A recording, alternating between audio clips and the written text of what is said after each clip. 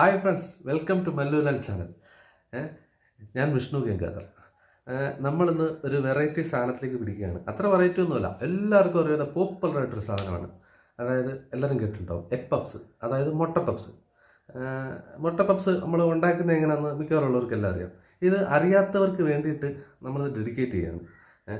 അപ്പോൾ ഈ intro video എടുക്കുന്നതെന്ന് വെച്ച് കഴിഞ്ഞാൽ, നമ്മൾ വെളുപ്പാങ്കാലത്ത് 4 മണിക്കാണ് മോർമയിൽ അതിൻ്റെ പ്രൊഡക്ഷൻ പരിപാടികൾ തുടങ്ങുന്നത്. അപ്പോൾ ഇൻട്രോ വീഡിയോ എടുക്കാൻ ഇരുട്ടായതുകൊണ്ട് ഞാൻ ഇൻട്രോ വീഡിയോ എടുത്തില്ല. ഇത് വീട്ടിൽ വന്നിട്ട് നമ്മൾ എടുക്കുന്നൊരു വീഡിയോ ആണ്, ഇൻട്രോ വീഡിയോ ആണ്. ഓക്കെ, അപ്പം നല്ല രസവും കാര്യങ്ങളും ഒക്കെ ആയിരുന്നു കേട്ടോ. ഇതുപോലെ ഒരുപാട് പ്രോഡക്റ്റാണ് മോർമയിൽ ഉണ്ടാക്കുന്നത്. നമ്മുടെ ഒരു കസിൻ്റെ, നമ്മുടെ ഒരു റിലേറ്റീവിൻ്റെ മോർമയാണത്. അവർ ബേക്കറികളിലേക്കും ഒക്കെ ഈ പ്രോഡക്റ്റ് ഡെലിവറി ചെയ്യുന്നുണ്ട്.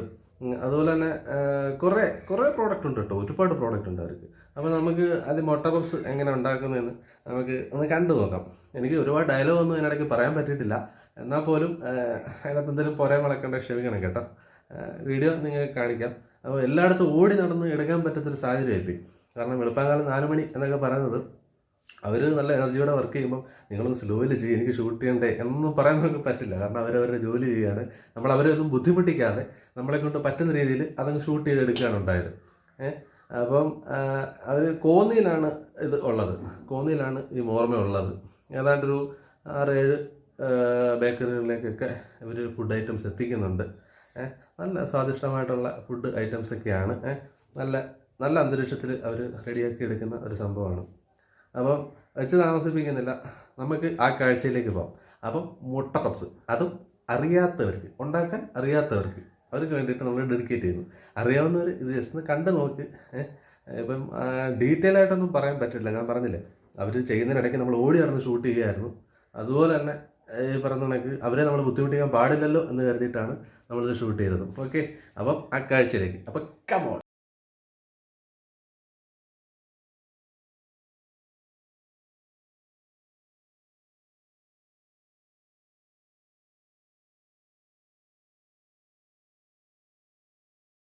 മാവ് കുഴയ്ക്കുകയാണ്.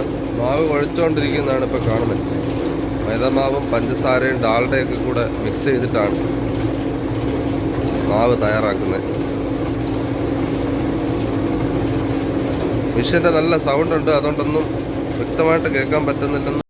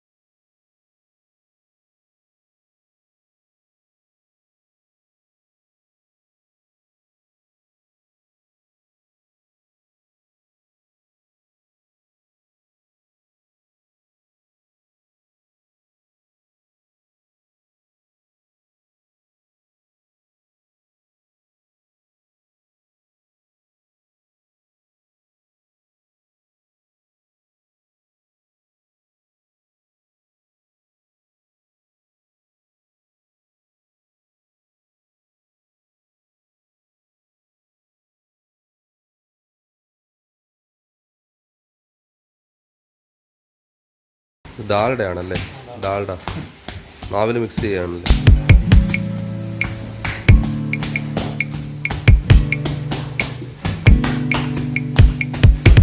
ഇത് എന്തിനുള്ള മാവായിരിക്കും? ഇത് പപ്സിൻ്റെ അല്ലേ?